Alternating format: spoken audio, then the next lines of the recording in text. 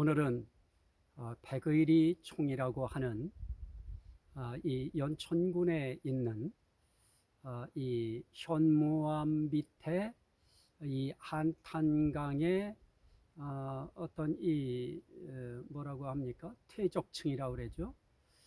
이것들이 쌓여서 이루어진 그래서 그 현무암의 연대는 약 12만 년에서 한 14만 년, 그 정도의 것으로 추정되어지는 이런 현무암과 그 밑에 쌓여진 이 한탄강의 퇴적층, 그것을 지금 우리가 지금 뒤에 배경에서 보고 있습니다.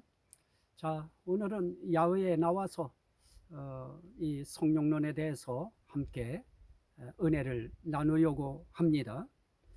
로마서 8장 2절 말씀에 보면, 그러므로 이제 그리스도 예수 안에 있는 자에게는 결코 정죄함이 없나니, 이는 그리스도 예수 안에 있는 생명의 성령의 법이 죄와 사망의 법에서 너를 해방하였습니다.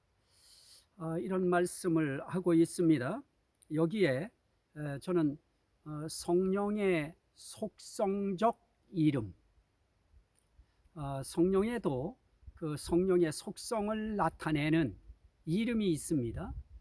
그래서 어떤 곳은 이렇게 말씀하고 어떤 곳은 저렇게 말씀하는데 왜 저렇게 말씀했을까 하는 것을 저는 이 단어로 종합을 시켰습니다.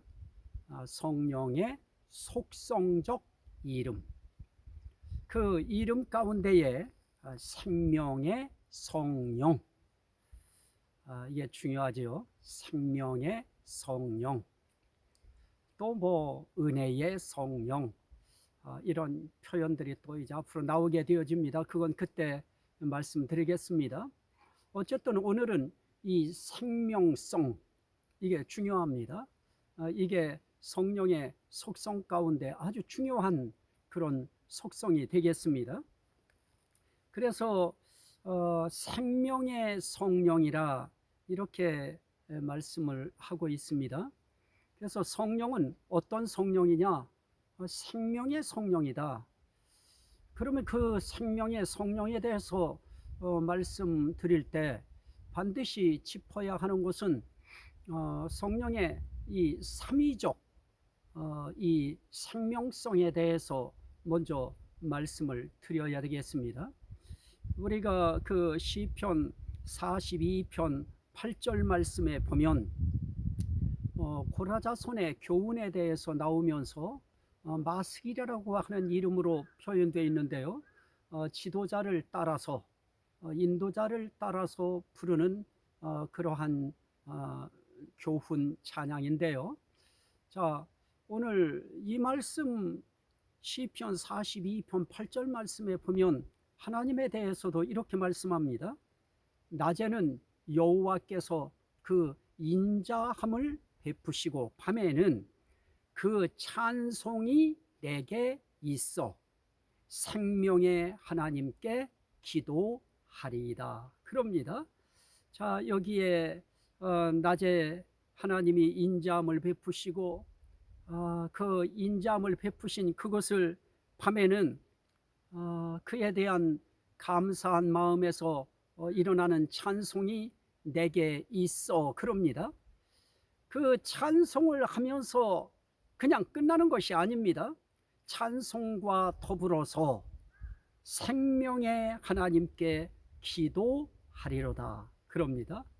자, 우린 하나님의 은혜를 깨달으면 찬송이 저절로 나와집니다. 그리고 찬송과 더불어서 우리가 한 발 더 나아가야 될 것이 있다고 하면 그 생명의 하나님께 기도까지도 할 수 있는 거기까지 가야 될 것입니다.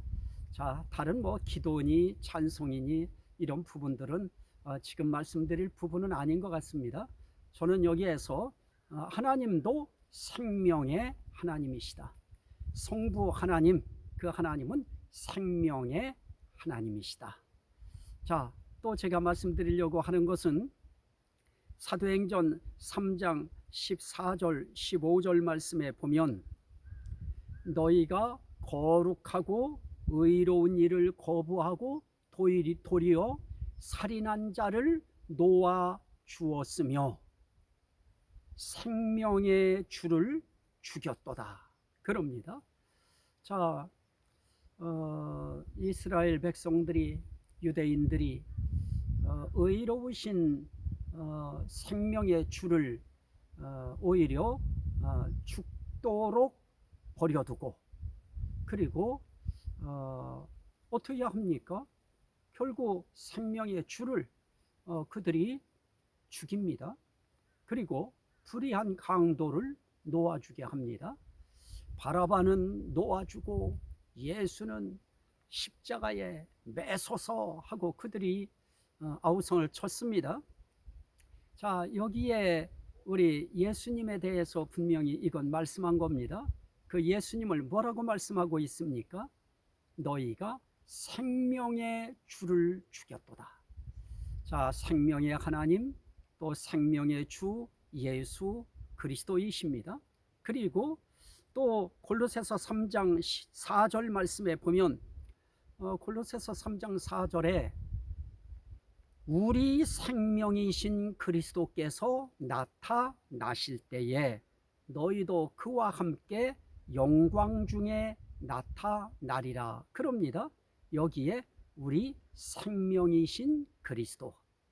그래서 그리스도 또 주 예수, 그분은 어떤 분이십니까? 하나님이 생명의 하나님이시듯이 성자 하나님도 생명의 주가 되시고 생명의 예수 그리스도가 되시는 것입니다. 그리고 성령님이 바로 생명의 성령이 되어지는 것입니다. 그래서 이 생명성을 이야기할 때에도 삼위적 생명, 이것이 빠지면 그러면 의미가 많이 약화되어집니다. 저는 이 삼위를 이야기할 때, 이 생명성을 이야기할 때도 인격적 생명성이라고 저는 그렇게 이야기하기 싫습니다. 가장 근본적인 것은 신격적 생명인 것입니다. 그 신격적 생명이 우리에게 오셨을 때 우리의 이해할 수 있는 언어의 표현으로 인격적 성령, 그렇게 이야기하는데 사실은 신격입니다. 신이신 것입니다. 하나님이신 것입니다. 그래서 그냥 쉽게 인격적 성령 이렇게 하시기에는 그건 우리가 우리식의 사고와 우리식의 언어 문화로 또 우리식의 체득할 수 있는, 이해할 수 있는 언어로 표기하니까 그것을 우리는 인격적 성령 그러는 것이지, 그분은 인격적인 것을 넘어서 신격적 성령이십니다. 다시 말씀드리면 신이신 성령이신 것입니다. 자, 그러면 우리는 이 생명에 대해서 이야기할 때 하나님의 생명, 예수 그리스도의 생명, 성령의 생명, 이 생명은 같은 일체의 생명인 것입니다. 자, 그래서 오늘 그 생명에 대한 부분도 우리가 조금 이 성령론, 생명의 성령을 이야기할 때 우리가 반드시 관심을 가져야 됩니다. 요한복음 5장 26절 말씀에 보면 아버지께서 자기 속에 생명이 있음 같이 그럽니다. 그러면서도 아들에게 생명을 주어 그 속에 있게 하셨고 그럽니다. 자, 다시 한번 이 말씀을 우리가 주의 깊게 주목해야 될 것입니다. 아버지께서 자기 속에 생명이 있음 같이 아들에게도 생명을 주어 그 속에 있게 하셨고. 자, 이 하나님의 생명이 아들 대신 이 땅에 오신 예수 그리스도에게 주셨을 때 그 아버지의 생명, 하나님의 생명이 아들 되신 예수 그리스도 속에 계셨다 하는 것입니다. 자, 그래서 요한일서 5장 11절로 12절 말씀에 사도 요한을 통해서 성령께서 계시의 감동을 주실 때 이렇게 말씀하셨습니다. 또 증거는 이것이니 하나님이 우리에게 영생을 주신 것과 이 생명은 그냥 생명이 아닙니다. 영원한 생명. 그래서 영원한 생명을 줄여서 영생 이렇게 표현한 것입니다. 그러니까 성경에서 영생 그럴 때 그 영생이라고 하는 그 생명, 그건 영원한 생명인 것입니다. 자, 다시 한번 봅니다. 하나님이 우리에게 영생을 주신 것과 이 생명이 그의 아들 안에 있는 것이니라. 자, 그 다음이 중요합니다. 아들이 있는 자에게는 생명이 있고 아들이 없는 자에게는 생명이 없느니라. 자, 하나님에게 있는 영원한 생명이 아들에게 주어서 영원한 생명을 그 속에 있게 하셨습니다. 그 있게 한 그 생명이 우리 속에도 있으려고 하면 그 아들이 우리 속에 오시면 됩니다. 그래서 아들을 가진 자는 생명이 있고 그 아들이 없는 자는 생명이 없느니라 이렇게 말씀합니다. 그래서 성경은 그 부분에 대해서 요한복음 3장 16절에 이렇게 말씀합니다. 하나님이 세상을 이처럼 사랑하사 독생자를 주셨으니 이는 저를 믿는 자마다 멸망하지 않고 영생을 얻게 하려 하심이라. 자, 독생자를 우리에게 주셔서 우리가 가질 수 있게 함으로 그 독생자를 가진 자에게 영원한 생명이 그 속에 거하게 하는 것, 이것이 하나님이 독생자를 이 세상에 주신 이유인데요. 그 사실을 이야기할 때 그러면 우리는 어떻게 그 독생자 속에 있는 영원한 아버지의 생명을 우리도 가질 수 있는가? 그를 믿는 자마다. 어려운 거 거기에 어려운 무엇을 거기에 붙이지 않았습니다. 하나님이 세상을 이처럼 사랑하사 독생자를 주셨으니 이는 저를 믿는 자마다. 저가 누굽니까? 독생자이신 예수 그리스도를 믿는 자마다 영생을 얻게 하려 하심이라. 영원한 생명을 얻게 하시려고, 영원한 생명을 갖게 하시려고, 영원한 생명을 그 속에 거하게 하시려고 이 독생자를 하나님이 주셨다는 겁니다. 그래서 요한복음 6장 40절에 보면 내 아버지의 뜻은 아들을 보고 믿는 자마다 영생을 얻는 이것이니 마지막 날에 이를 다시 살리리라 그러십니다. 이게 아버지의 뜻인 것입니다. 아버지의 뜻은 아들을 보고 믿는 자마다 영생을 얻게 하시는 것입니다.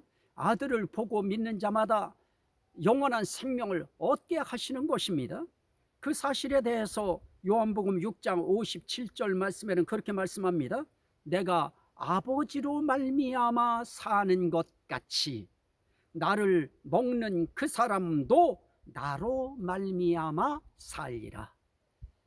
내가 아버지로 인하여 산다고 하는 이유는 무엇일까요? 아버지께서 내게 생명을 주어 내 속에 거하게 하셨다고 했습니다. 예수님 속에.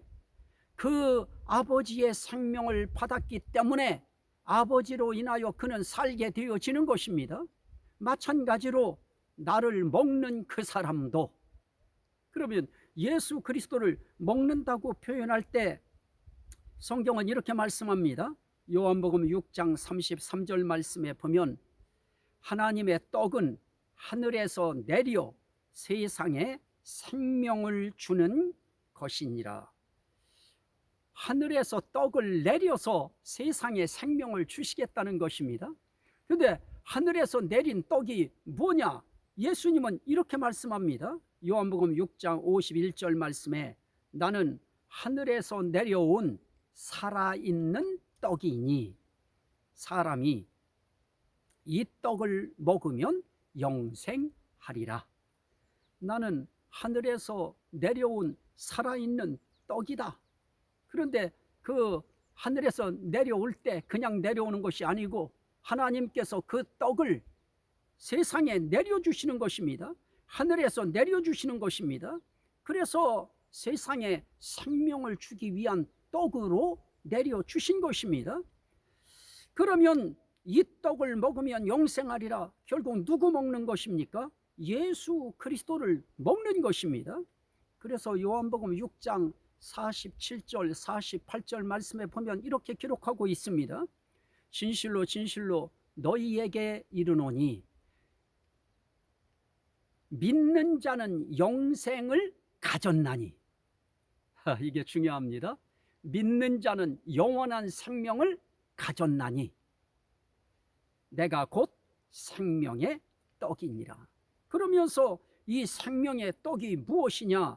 세상의 생명을 위한 살이다.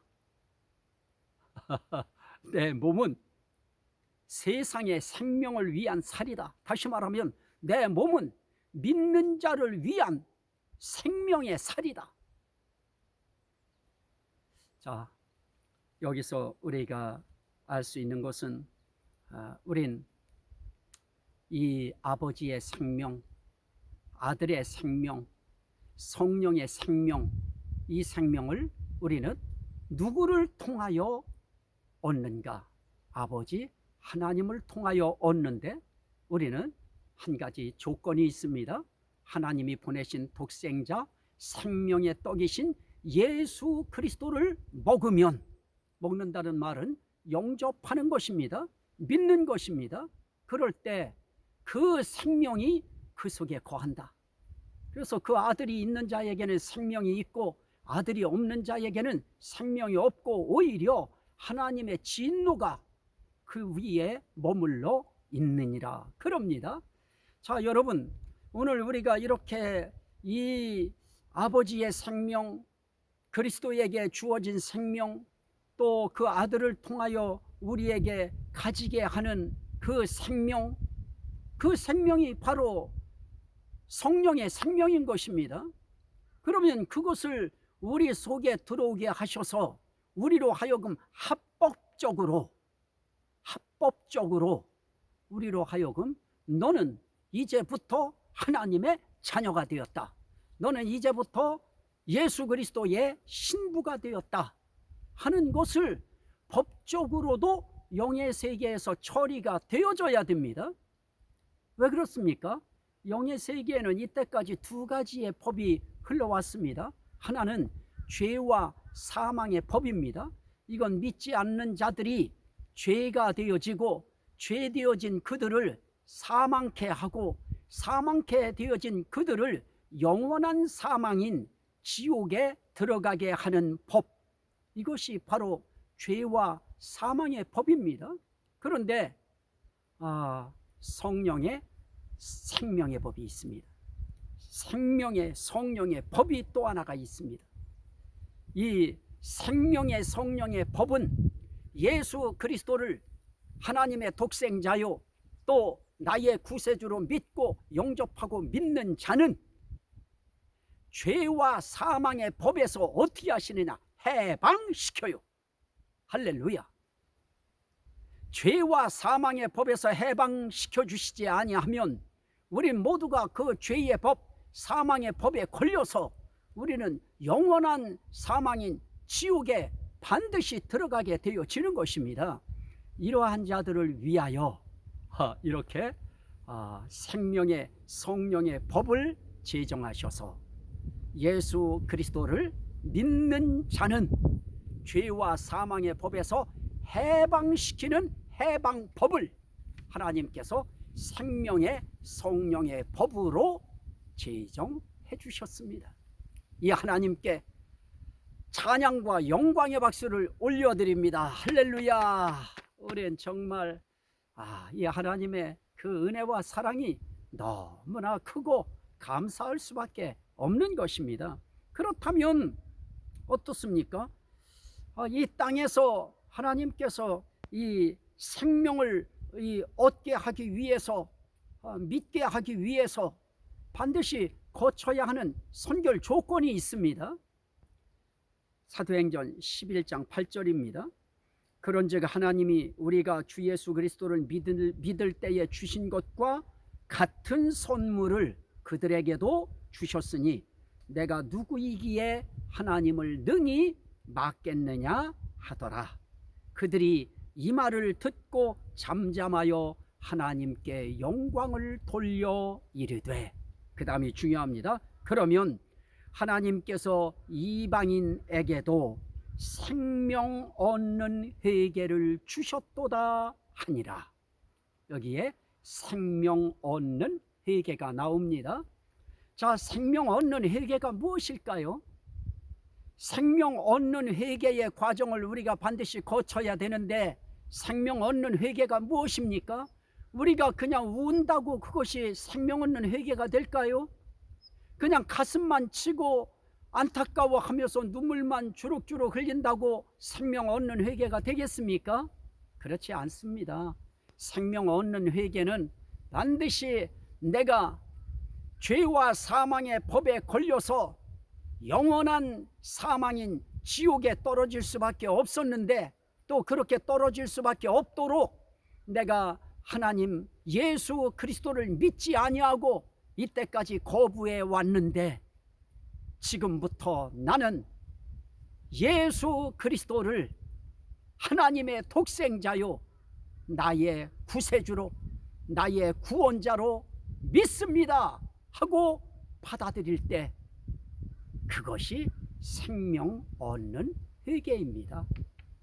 울고 통곡하고 땅바닥을 치고 가슴을 친다고 생명 얻는 회개가 되는 것이 아니고, 예수 그리스도를 믿지 않고 삼위일체 하나님, 이 하나님을 믿지 않던 그 과거의 그 모든 삶을 뉘우치고 이제부터 이 삼위일체 하나님, 아버지 하나님, 아들 되신 예수 그리스도, 성령님을 믿기로 마음속에 다짐하고 입술로 고백할 때, 그것이 참된 생명의 회개인 것입니다.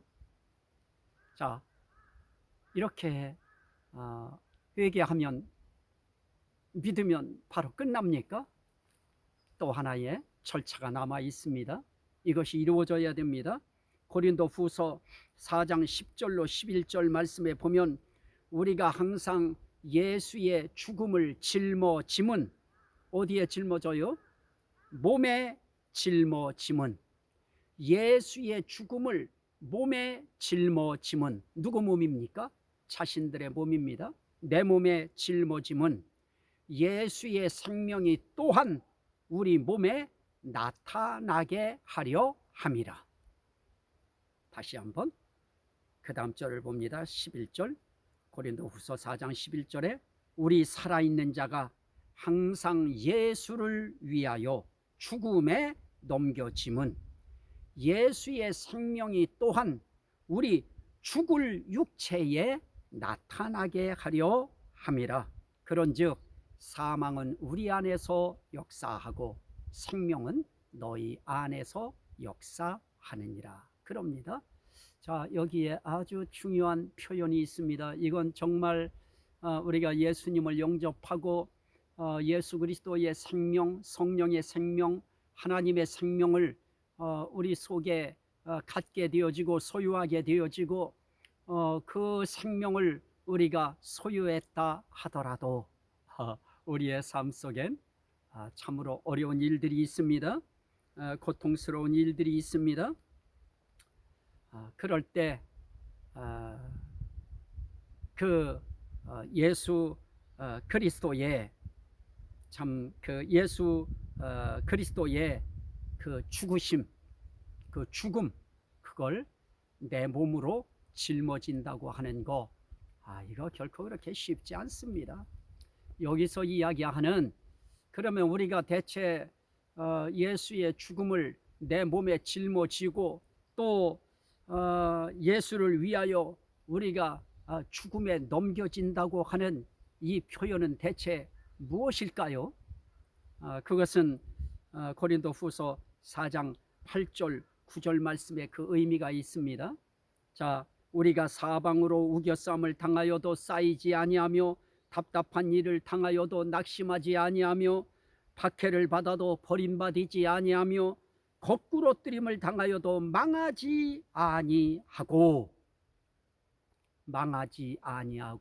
우리가 항상 예수의 죽음을 몸에 짊어짐은, 자, 여기에 힌트가 있습니다. 우리가 예수의 죽음을 내 몸에 짊어진다, 또 항상 예수를 위하여 내가 죽음에 넘겨진다 하는 표현은 우리 일상생활 속에서 이 의미를 뭐 어디서 찾으려고 그렇게 하지 마십시오. 이런 부분들입니다. 우리가 사방으로 예수 그리스도를 위하여 살다가 예수 그리스도 때문에 우리가 사방으로 우겨싸움을 당하는 때 있습니다. 그 사실 자체 하나만으로도 우리는 예수 그리스도의 죽음을 내 몸에 짊어지는 것입니다. 또 그렇게 하는 그 자체만으로도 예수를 위하여 내가 죽음에 넘겨지는 것입니다. 또 답답한 일을 당합니다. 박해를 받습니다. 거꾸로 뜨림을 당합니다. 이렇게 답답한 일 당하는 때가 있어요. 예수 그리스도를 위하여 정말 살다 보면 정말 답답한 일 많이 당할 때가 있습니다. 그럴 때도 우리 원망하지 말고요, 낙심하지 말아야 됩니다. 왜 그렇습니까? 그런 일을, 우리가 답답한 일을 당할 때 그 답답한 일 당하는 그 자체가 예수의 죽음을 내 몸에 짊어지는 그 놀라운 현장이 되어지고, 그리고 내 몸에, 다시 말씀드리면 예수를 위하여 내가 죽음에 넘겨지는 그 일이 대체 뭐로 죽음에 넘겨져요? 바로 이런 부분들입니다. 우리가 사방으로 우겨싸움을 당함으로 내가 죽음에 넘겨지고, 답답한 일을 당함으로 죽음에 넘겨지고, 박해를 받음으로, 박해를 받아도 버림받지 아니하며 박해를 받아도 내가 박해받는 것 때문에 죽음에 넘겨지는 것입니다. 거꾸로 뜨림을 예수 위하여 당할 때가 있습니다. 예수 위하여 박해를 받을 때가 있습니다. 예수를 위하여 답답한 일을 당할 때가 있습니다. 예수를 위하여 사방으로 우겨싸움을 당하는 적이 있습니다. 이때는 그 어떤 누구도 사방팔방을 돌아봐도 나를 도와줄 자가 없습니다. 위로하는 자가 없습니다. 다 냉대하는 눈초리로 쳐다봅니다. 그래, 내가 그럴 줄 알았어. 그래, 이런 일이 있을 줄 알았어. 이렇게 하면서 다 멀어져 갑니다. 요백에 있어서만 그 친구들이 그러는 거 아닙니다. 이 땅에 사는 사람들에게도 역시 이렇게 우겨싸임을 당하는 적도 있고요. 그래서 그런 어려운 상황을 당해도 그것 때문에 우리가 원망, 불평, 도전 막 그들하고 싸움을 붙고 이러는 것이 아니고요. 사방으로 우겨싸움을 당하여도, 답답한 일을 당하여도, 박해를 받아도, 거꾸로 뜨림을 당해도 낙심하지 아니하고 주저앉지 아니하고 우리에게 생명 주시는 그 하나님 바라보고 나아갈 때 생명의 성령께서 언제든지 찾아오셔서 또 심령 속에서 위로하시고 격려하시고 새 힘을 주실 것입니다. 이 생명의 성령, 이 생명의 성령의 법은 지금도 이렇게 사방으로 우겨싸움을 당할지라도, 답답한 일을 당할지라도, 박해를 받을지라도, 거꾸로 뜨림을 당할지라도 절대로 예수 그리스도가, 독생자 예수 그리스도가, 그리스도 예수 그리스도가 구원자 예수 그리스도가 절대로 나에게서 포기되어지지 않고 그 예수 그리스도를 꿋꿋이 믿고 의심하지 않고 굳세게 그 예수 그리스도를 믿는 그런 사람들에게 이 생명의 성령의 법이 그 우겨쌈 속에서 해방시키실 것입니다. 답답한 일 속에서 해방시키실 것입니다.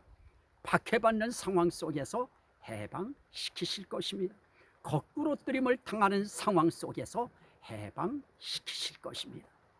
그때 우린 욥처럼 우리는 하나님이 내가 너를 의롭게 하였느니라, 성령의 이 선포가 우리로 하여금 자유롭게 할 것입니다.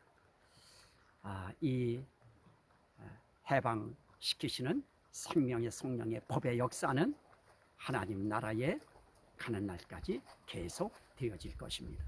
이 은혜가 여러분들의 심령 속에 오늘 고동치고 메아리치고 은혜로 역사하시기를 주의 이름으로 축원합니다. 아멘.